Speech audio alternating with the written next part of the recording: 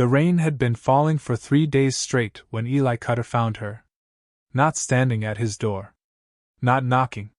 Not calling out for help the way a person with any strength left in them would do. Crawling. Her fingers were dug into the wet mud like she was trying to hold on to the earth itself, like letting go meant disappearing forever. Her dress was torn at both shoulders, soaked black with rain and something darker. Her boots were gone, both of them, and her bare feet left no tracks because the ground had already swallowed them whole. Eli had gone to the barn to check on his mare. A bad habit of his, checking on the horse before bed, same as his father had done, same as his grandfather before that. It was the kind of ritual that gave a lonely man something to do with his hands at night. He held up the lantern. She looked up at him. And that's when he saw what she was clutching to her chest. Not a child. Not a weapon. Not anything he could have predicted in 1,000 cold nights alone on that ranch. She held a leather satchel, small, tied shut with a strip of rawhide, pressed against her chest like it was the last beating thing in the world worth protecting. Even then, half unconscious and bleeding, her grip on that satchel didn't loosen. It tightened. Eli stood in the rain for a long moment, lantern swaying, shadow stretching across the mud. He had 2 choices. He could close the barn door and walk back inside. Pretend he never saw her. This was border country, 1883, and a stranger bleeding in your barn in the middle of the night was not a problem you invited into your home. It was a warning. It was the kind of thing that arrived before men with rifles did. Or he could help her. He looked at the satchel. He looked at her face. Young, maybe 19, maybe younger. Eyes barely open, lips moving without sound. He made his choice. What would you have done? Eli Cutter was not a man built for kindness. That wasn't cruelty talking, it was simply the truth of what 38 years in the high desert had done to him. The sun had cracked his skin until it resembled old saddle leather. His hands were scarred in 3 places from work and 1 from a fight he didn't talk about. He lived alone on 40 acres outside the town of Harlan's Creek, New Mexico territory, and he liked it that way, or at least he had convinced himself that he did, which was close enough. He had a horse named Belle, a dog named Cole, and a reputation for being the kind of man people greeted politely and never invited to supper. Not because he was dangerous. Because he was quiet. And in a frontier town, quiet men made people nervous.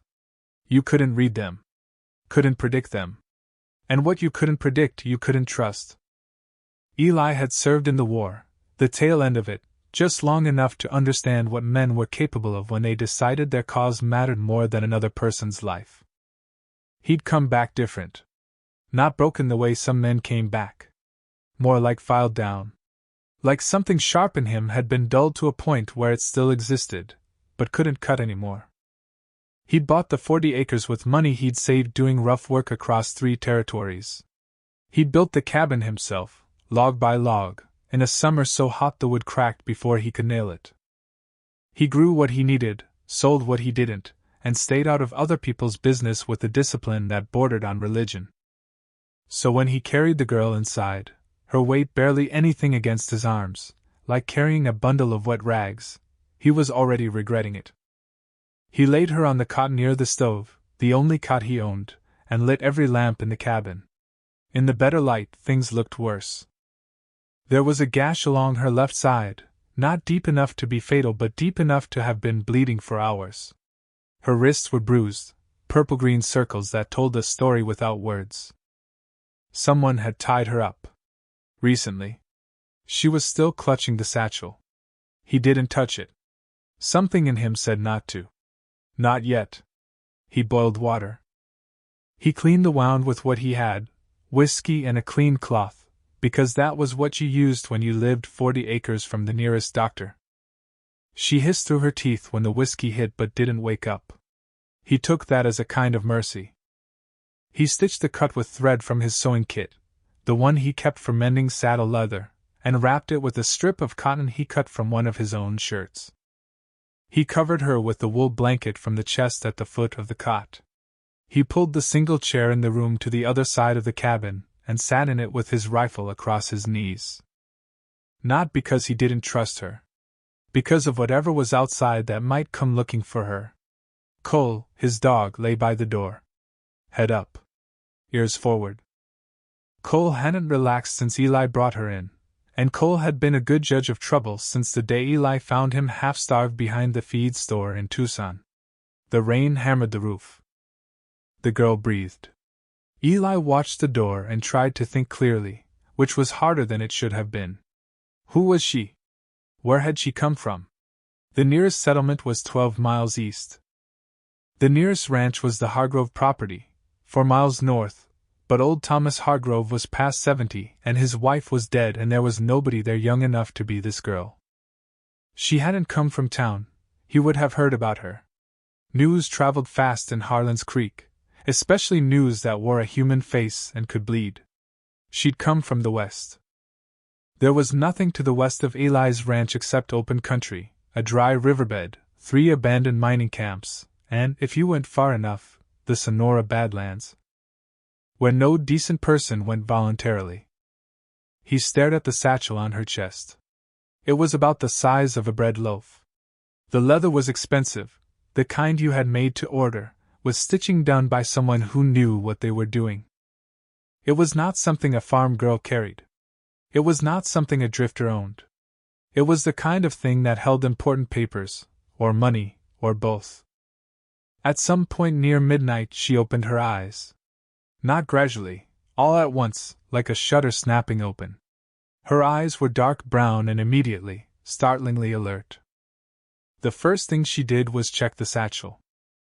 She pressed it tighter, scanning the room, and when her gaze landed on Eli across the room, rifle on his knees watching her, her face did something complicated. Not quite fear. Not quite relief. Something between the two that had no name.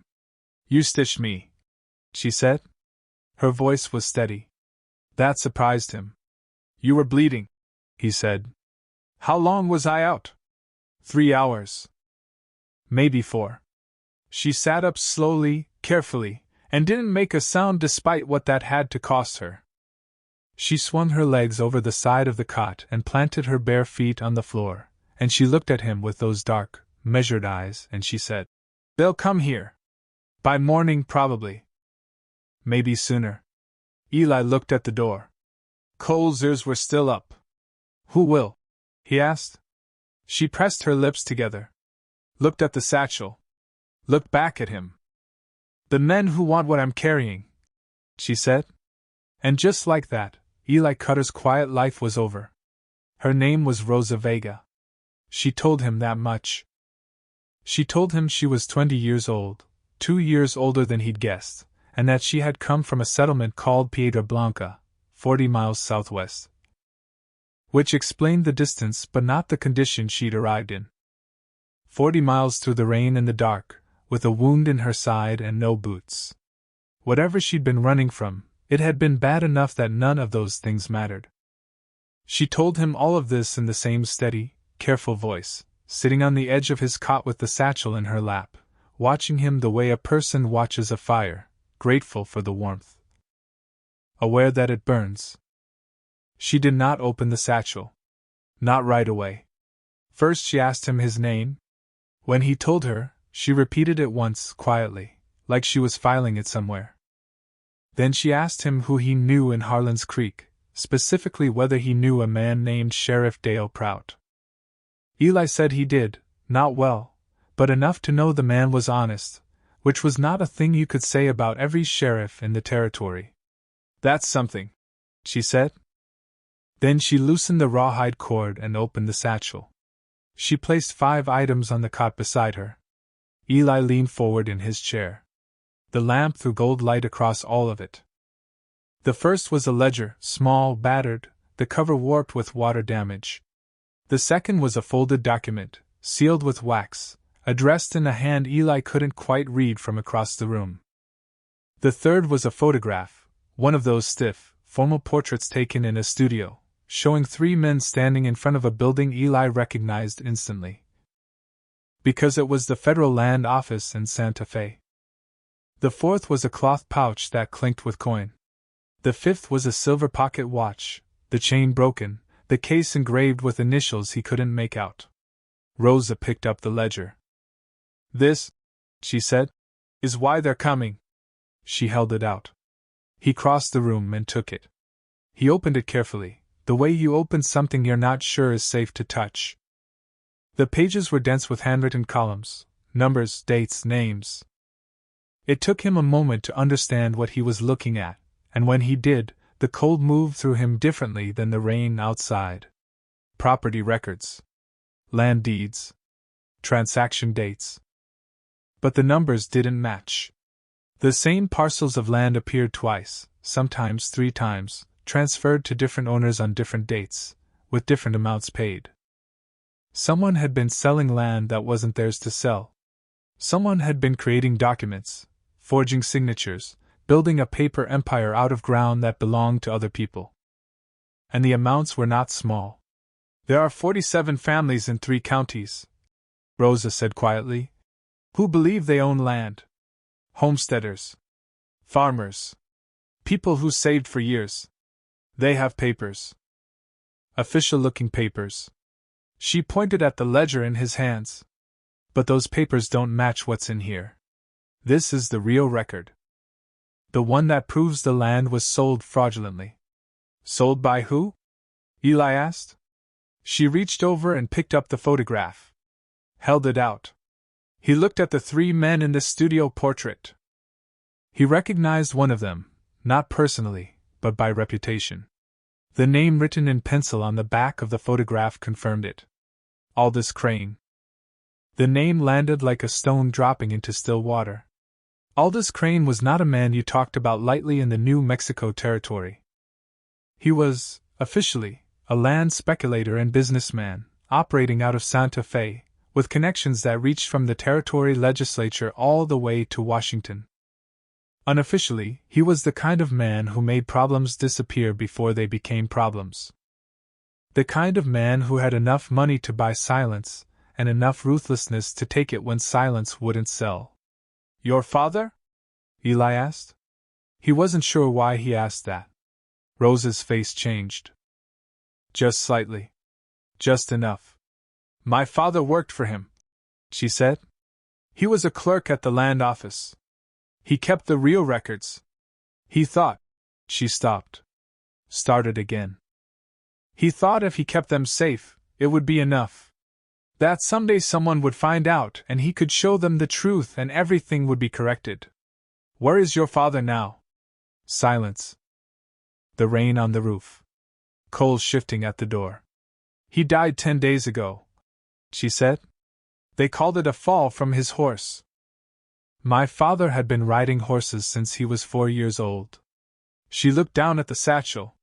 "He gave me this 3 weeks before he died. He told me if anything happened to him, I should take it to the sheriff in Harlan's Creek. Sheriff Prout. He said Prout was the one honest man he trusted." Eli turned the ledger over in his hands. The weight of it was ordinary, paper, ink, leather binding. But it felt heavier than it was, the way certain objects do when you understand what they represent. "How did they find you?" "I was followed from Piedra Blanca. 2 men. I lost them at the dry riverbed when the rain came up and I crossed, and they didn't." She glanced at her side, at the bandaging beneath her dress. "I didn't lose them before one of them caught up with me." Eli said nothing for a moment. He set the ledger down on the cot beside her, and he walked to the window, and he looked out at the darkness and the rain. He couldn't see anything. That didn't mean there was nothing to see. "You said by morning?" he said. "Yes." "You sure they know where you went?" "They followed my tracks before the rain covered them. They know I came this direction." A pause. "There's a ranch between the riverbed and here. Empty one. I went around it. I don't think they'll know I avoided it." "Hargrove's place," Eli said. "I didn't know the name." He turned from the window. She was watching him. Waiting. "Why didn't you just ride?" he asked. "Why crawl to my barn?" "My horse is dead," she said simply. I've been walking since yesterday morning. Eli looked at the door. Cole was growling now, low, barely audible. A sound you felt more than heard. Something was moving in the dark outside. Eli killed the lamps. Fast and quiet, moving from one to the next, pinching the flames without waiting for the glass to cool. The cabin dropped into darkness so complete it felt like a physical thing, like a weight settling on the room. He could hear Rosa behind him, not panicking, just still, which told him more about her than an hour of conversation would have. He moved to the window. Cole had stopped growling. That was worse. A dog that was growling was a dog that still thought the situation was manageable. A dog that went quiet had already decided it wasn't. There were two of them. Eli could make out shapes at the edge of the tree line, a cluster of scrub juniper 50 yards from the cabin, moving the way men move when they think nobody can see them. Not fast. Deliberate. Taking their time. Which meant they weren't afraid. And men who weren't afraid in this kind of situation were men who'd done this before and come out fine. Two, he said quietly. Brennan and Holt, Rosa said from behind him. Crane's men. Brennan is the older one. He's the dangerous one. Eli kept his eyes on the shapes outside. What does Holt do? Whatever Brennan tells him. He felt her move up beside him, peering through the glass. He almost told her to get back, then stopped. She'd walked 40 miles with a knife wound. She'd earned the right to see what was coming for her. They won't knock, he said. No, she agreed. He handed her the pistol from his belt. Not his rifle, he kept that, but the short-barreled Colt he wore every day out of habit. She took it without hesitation, checked the cylinder with practiced fingers, and snapped it shut. He looked at her. You know how to use that? My father taught me, she said. He was afraid of things like this. Smart man. He moved to the door.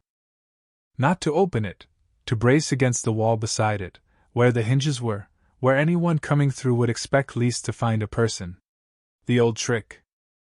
Every man who'd ever been shot coming through a door had been looking straight ahead when it happened. The cabin went quiet. Then a voice came through the rain. In the cabin. Low. Unhurried. A man who'd done his traveling and arrived at the end of something. We don't want trouble with you, friend. We're just here for the girl. Send her out and we'll be on our way. Eli didn't answer. A pause. Man in the cabin. This doesn't have to go the wrong direction. She's a runaway. She stole property that belongs to our employer. That satchel isn't hers. You send her out, you keep your property standing, everybody goes home. Eli looked across the dark room to where Rosa stood beside the window. He could barely see her. Just the outline of her, and the faint reflection of the pistol in her hand. He made a decision. You got about 2 minutes to clear off my property before I stop being civil, he called back. A pause. Longer this time. Then, your funeral, friend. The first shot came through the window, not where Rosa was standing, thank God, but close. Glass exploded inward. Cole bolted under the bed. Rosa dropped into a crouch and didn't fire back, which was exactly the right choice. Eli waited. There was a method to this.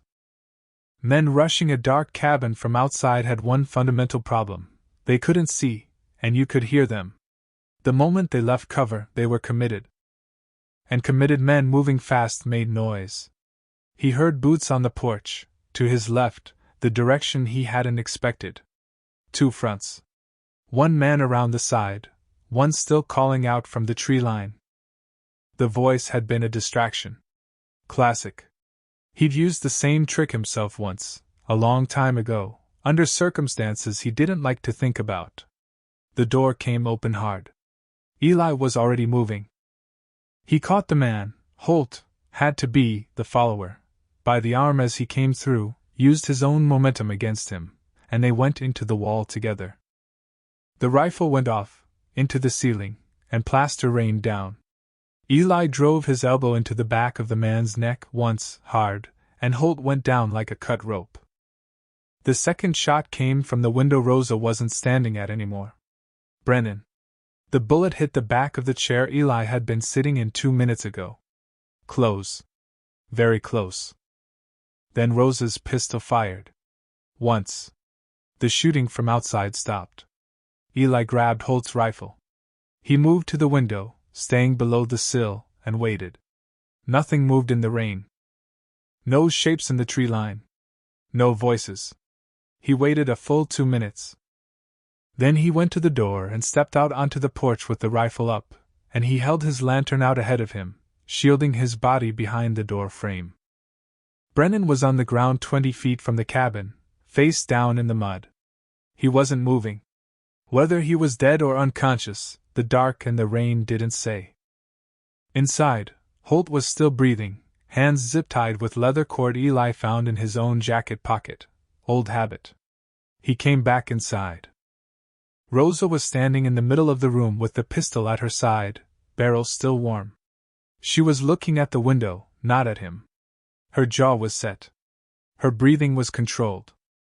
She turned when she heard him come in. "Brennan?" she asked. "Down," he said. "Not sure how down." She nodded once, the way soldiers nod when they receive information they already knew was coming. "There will be more," she said. "Crane won't send just 2. Eli looked at the man on his floor. Looked at the broken window. Looked at the satchel on the cot, sitting there calm as a church on Sunday. Holding enough truth to destroy a powerful man's empire, and enough danger to get everyone in this room killed before sunrise. "Then we move," he said. They left before first light. Eli saddled Belle and loaded her with what mattered, the satchel, water, ammunition, and a bedroll in case the road to Harlan's Creek took longer than it should. He left Holt tied to the cabin's center post with enough slack in the cord to reach the water bucket but not the door. He left the man his boots and a blanket. That was more than Holt had offered him. Brennan was alive. Barely. Rosa's shot had taken him in the shoulder, and the fall had done the rest. Eli dragged him under the porch overhang, out of the direct rain, and left him with a tourniquet made from a strip of his shirt. Whether Brennan appreciated the gesture was between Brennan and whatever god he answered to. Rosa rode behind Eli and Belle, the satchel pressed between them, her arms around his waist with the same mechanical determination she'd shown since the moment she'd woken up. She hadn't cried. Not once. He wasn't sure if that was strength or shock, and he wasn't going to ask. The road to Harlan's Creek ran northeast along a ridge line before dropping into a valley. 12 miles in fair conditions. In the mud and dark, with a horse carrying double weight, it would take 3 hours at least. They had, in Eli's estimation, maybe 2 before whatever Crane had sent next started closing in. He pushed Belle as hard as he dared. The land around them was the kind of beautiful that didn't care if you were there or not. Scrub brushed silver with rain. Red rock faces looming out of the dark like the ruins of something ancient. The sky beginning to separate from the earth at the horizon, not light yet, just less dark, the way the desert unwound itself from night slowly, reluctantly. "Tell me about Crane," Eli said after a mile. Rosa's voice came from behind his shoulder. "What do you want to know? Why he couldn't just pay your father off?" A pause. "He tried," she said. "For years ago. When my father first realized what was happening, what the discrepancies in the records meant, Crane sent a man to Piedra Blanca. Offered money. Enough money to leave the territory and start over somewhere else." She paused again. "My father said no?" "Why?" "Because he knew the families. The ones who'd been defrauded. He'd watched them come into the land office. Young couples. Old men with their sons. People who had saved everything they had." Her voice didn't waver, but something underneath it did, something held back with both hands. "He said he couldn't take money to forget their faces." Eli said nothing. He thought about the kind of man that described. The kind of man who made things hard for himself out of principle. He'd known a few. They rarely died old. "So Crane waited," she continued. Watched him. Probably hoped he'd change his mind, or die, or give up. And when he didn't, she stopped. He made it happen, Eli said. Yes. They rode in silence for a while. Belle's hooves made thick sounds in the mud. Cole had followed them out of the cabin and was running alongside, staying to the edge of the road where the ground was harder. Then Eli asked the question he'd been holding since he read the ledger. How many people know about this? The families who were defrauded, most of them don't even know it yet. They have their papers. They think they own their land. A pause. When Crane decides to collect, when he shows up with legitimate deed documents and tells them the land was never legally theirs, they'll lose everything. Their homes. Their crops. Everything. When does he plan to do that? Based on what's in the ledger, and what my father's notes say, he's waiting for the territorial election. There's a land reform bill being debated. If it passes, the fraudulent transfers become much harder to execute. He needs to move before the bill passes. When's the election? 12 days. Eli absorbed that. 12 days. Not a lot of time to move through legal channels in a territory where legal channels moved like winter molasses. But enough, maybe, if they got the ledger to Prout today, and Prout was the man Rose's father had believed him to be. That was the question Eli kept returning to. If he'd known Dale Prout for 6 years. The man was honest by the standards of the territory, which meant he hadn't been bought yet. That wasn't the same as saying he couldn't be. Aldous Crane had enough money to make principles feel abstract. What if Prout takes the satchel and it disappears? Eli said. He felt her shift behind him. That's why I need to be there when he opens it, she said. I need to explain what everything means. My father's notes are in the ledger, in the margins. Without someone to interpret them. She stopped. The ledger alone is evidence. But evidence needs context. It needs a witness. Someone who can testify to what it means and where it came from. You testify, Eli said. Yes. Against Aldous Crane. Yes. He didn't say what he was thinking. That testifying against Crane was not a guarantee of justice. That men like Crane had lawyers the way other men had tools, specialized instruments for specific kinds of destruction. That a 20-year-old girl with a ledger full of margin notes was not, by herself, enough. But she knew all of that. He could tell by the way she said yes, not naive, not bold, just committed. The way his father had said yes to things that cost him.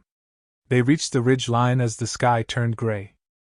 And that's when Cole stopped running and started barking, sharp, directional, pointing east along the ridge line. Riders. Coming fast. Not 2 this time. Eli counted the silhouettes against the gray dawn sky. 5. They made the valley before the riders made the ridge. Barely.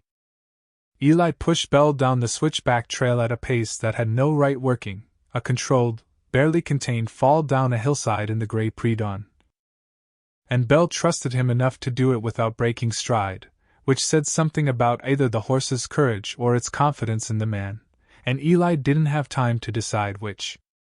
Rosa held the satchel with one arm and his jacket with the other and said nothing, which was the exact right thing to do when someone was navigating for your life. The valley opened up below them.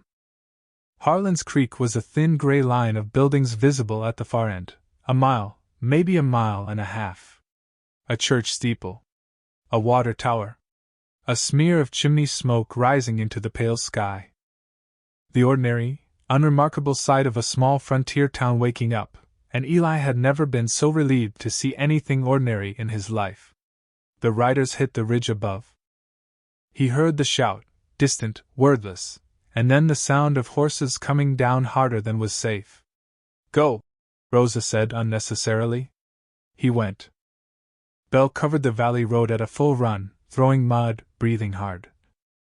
And Eli leaned forward and kept his eyes on the town and his mind on the geometry of it, the distance between them and Harlan's Creek against the distance between the ridge trail and the valley floor. The angles of it, the timing. They were going to make it. By not much, but they were going to make it. The first building on the edge of Harlan's Creek was a livery stable. Then a feed store. Then the long wooden facade of the main street, wide enough for wagons to pass each other. The town was just stirring, a man sweeping a boardwalk, a woman carrying a pail, a boy chasing something between the buildings. Ordinary morning things. Eli pulled Belle up in front of the sheriff's office and was off the horse before she fully stopped, and he had Rose's arm, gently but firmly, and they went through the door of the sheriff's office without knocking. Dale Prout was at his desk, drinking coffee, reading a folded newspaper. He was a compact man, 50, with a short gray beard and the kind of eyes that had seen enough to stop being surprised by much. He looked up when they came in, and his expression moved through several stages quickly: annoyance, recognition, confusion, alarm, before settling on something wary and attentive. "Cutter," he said. "We've got riders coming into town," Eli said. "5 of them. 3 minutes, maybe less." Prout set down the coffee. He didn't move fast, but he moved well, the kind of efficiency that came from decades of being the one people ran to. He was at the window in 4 steps, looking out at the street. "Who are they?" "Crane's men," Rosa said. Prout turned. He looked at her for a long moment. Then he looked at the satchel. Something in his face changed. Not fear. Something more like recognition. Like a man seeing the arrival of something he'd been half expecting for a long time. "You're Vega's daughter," he said. "Yes," she said. "He told me about you." Prout moved to the door, opened it, and leaned out. He called to the deputy, a young man named Castillo who appeared from the side alley still buttoning his jacket, and said something brief and direct. Castillo nodded and moved off at a trot. Prout came back inside. "Set the satchel on the desk," he said. Rosa didn't move right away. She looked at Eli. He gave her nothing, not a nod, not a shake, just his eyes, leaving the choice to her. This was her inheritance. Her father's last gift. Her call. She set it on the desk. Prout opened it with the same careful hands he'd used to handle something explosive, which, Eli thought, was not a bad instinct. He laid the contents out on the desk one by one. The ledger. The document. The photograph. The coin pouch. The pocket watch. He picked up the ledger first. He read in silence for perhaps 4 minutes. The room was very quiet. Outside, Eli could hear the sound of horses entering the far end of the main street. He could hear voices. Prout closed the ledger. He looked up. His face was the face of a man who had just confirmed something terrible. "How many copies of this exist?" he said. "That's the only one," Rosa said. "And your father's testimony, he's gone." A pause. "You know what you're holding?" Prout said. It wasn't a question, not really. It was the kind of thing a man says when he wants to make sure the person in front of him understands the weight of what they've walked into. "I know," she said. Prout was quiet for another moment. Then he stood, put on his hat, picked up the ledger, and walked to his gun cabinet. He unlocked it, and took out a second rifle. He held it out to Eli. "Take this," he said. Eli took it. "What's the play?" Eli asked. "My play," Prout said, "is the law. Those men outside have no legal authority to take that satchel or that girl. If they try, they're the criminals, not us." He looked at Rosa. "You stay inside. You stay behind the desk. Whatever happens in the next few minutes, you do not come out." She started to object. "Miss Vega," Prout said, and his voice was not unkind, but it was absolute. "Your father spent 4 years keeping that ledger safe. Don't throw his work away because you're angry." She closed her mouth. Prout looked at Eli. "You didn't have to bring her here," Prout said. "It wasn't gratitude exactly. More like acknowledgement." "She'd have made it with or without me," Eli said. Prout almost smiled. "Almost," Then he opened the door, and they walked out together into the morning, and the 5 riders were already on the main street, and at the front of them was a man Eli didn't recognize, not Brennan. Not Holt, someone new, someone who carried himself like authority. Someone who worked directly for Aldous Crane.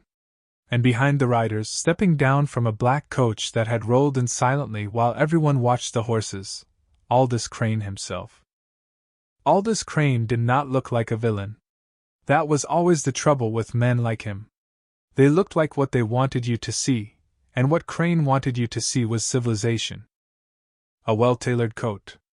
A trimmed mustache. Boots that had never been broken in because they never needed to be. He was perhaps 60, with silver hair and the measured, unhurried manner of a man who had learned long ago that patience was the most powerful weapon available.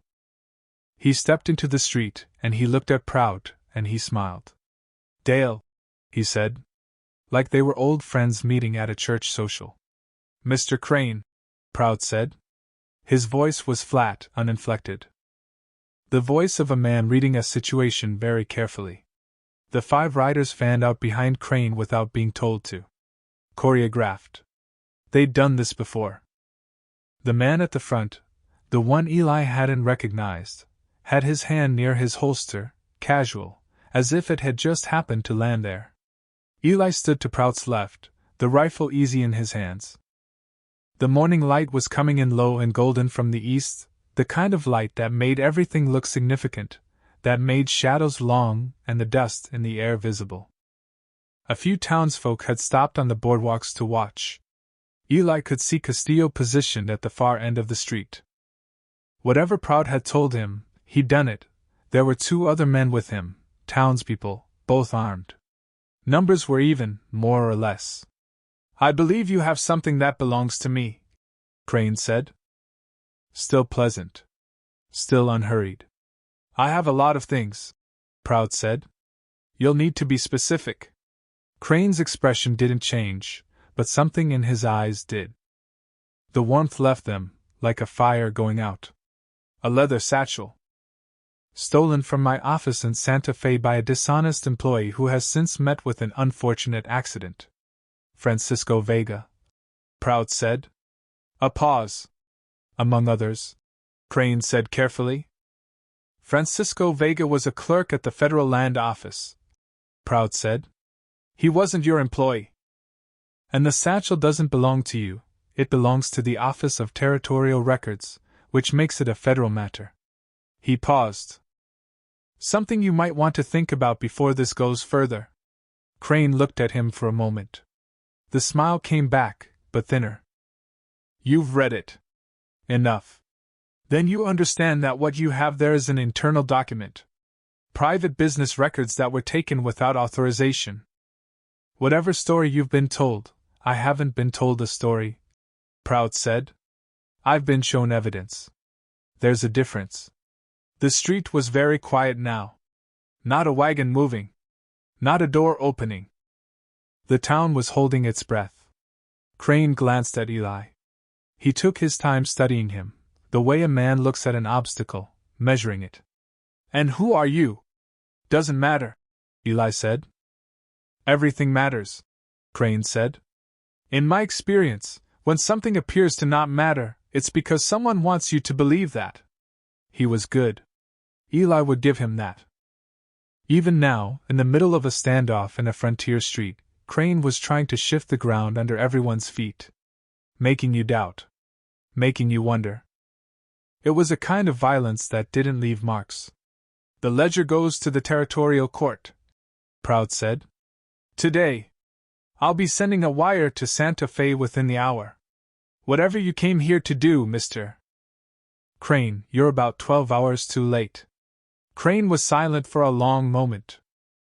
Then he looked at the man at the front of his riders, the one with the hand near the holster, and something passed between them. Not words. Just a look. Eli saw it. His thumb moved to the hammer of the rifle. The moment stretched. It stretched the way moments before violence always stretch, time going elastic and strange, the world suddenly very specific in its details. The dust on the boardwalk.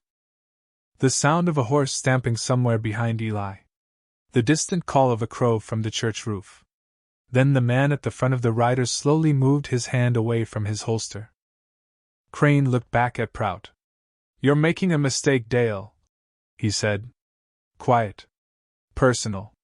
The kind of quiet that was a warning dressed up as concern. The people backing this territory's growth, the people who make towns like this one possible, they don't forget when they're obstructed." "Neither do I," Prout said. Another silence. Then Crane turned. He walked back to his coach without rushing, without looking back. His riders followed, one by one. The man at the front went last, and he looked at Eli as he turned his horse, and what was in his eyes was not anger. It was something more patient than anger. Something that said later. The coach rolled out of town. Eli lowered the rifle. Prout let out a breath that he'd been holding for the entire conversation. He turned to Eli. For a moment, neither of them said anything. Then the sheriff's office door opened and Rosa came out.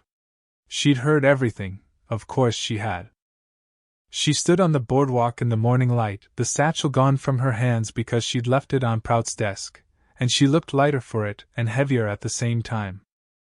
The way you look when you've set down something you've carried so long you forgot it wasn't a part of you.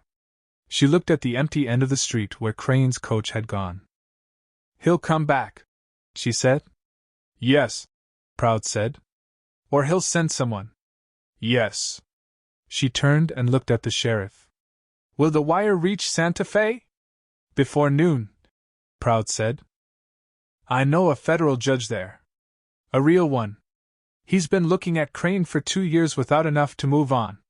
He looked at the office door, at the satchel inside. "He'll have enough now." Rosa was quiet for a moment. Eli watched her face.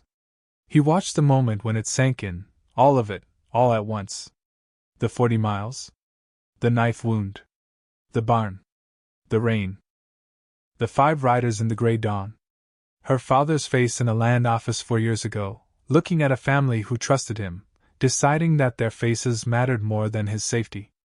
Her eyes went bright. Just for a second. Then she blinked and they were steady again. "I need to send a wire too," she said. "To the families in the 3 counties. They need to know their land is safe." Prout nodded. "We'll do it together." She turned to Eli. He was already thinking about the ride home. Belle needed rest. The cabin needed a new window. Holt was still tied to his center post, and that situation needed resolving. "You could stay," she said. "In town. Until this is settled." "I got a ranch," he said. "You've got a broken window and a man tied to your furniture," she said.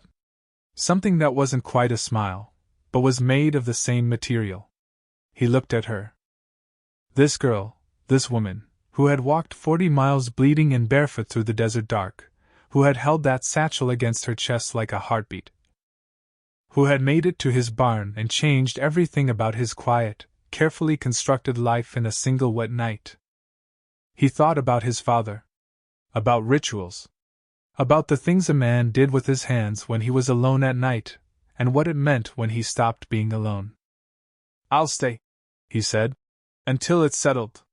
3 weeks later, a federal marshal arrived in Harlan's Creek with a warrant bearing Aldous Crane's name. The warrant was 12 pages long. It referenced 47 families across 3 counties and a ledger full of margin notes, written by a man named Francisco Vega who had been afraid of things like this and had prepared for them.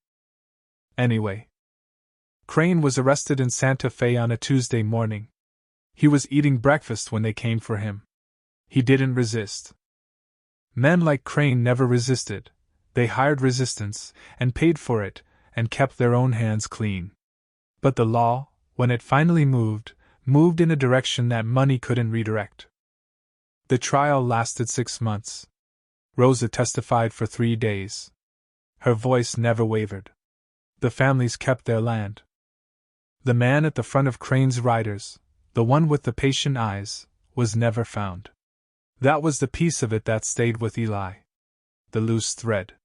In stories, every thread gets resolved. In the real world, some of them just hang. Eli fixed his window. He untied Holt, who had, to his modest credit, not tried to escape, and handed him over to Prout. He rode back to his 40 acres and he checked on Belle and he sat in his repaired chair and listened to the silence. But it was different silence now. Not empty. More like the silence after a conversation, when the words have stopped but their shape is still in the air. He'd done one thing right on a rainy night in October when he could have done the easier thing instead. He wasn't sure that made him a good man. He wasn't sure the categories were that clean. Rosa Vega went back to Piedra Blanca to help rebuild what had been broken there. She visited Harlan's Creek twice in the following year. Both times, she stopped at the ranch on the way through. She never had to knock. The door was already open. Some men spend their whole lives building walls against the world.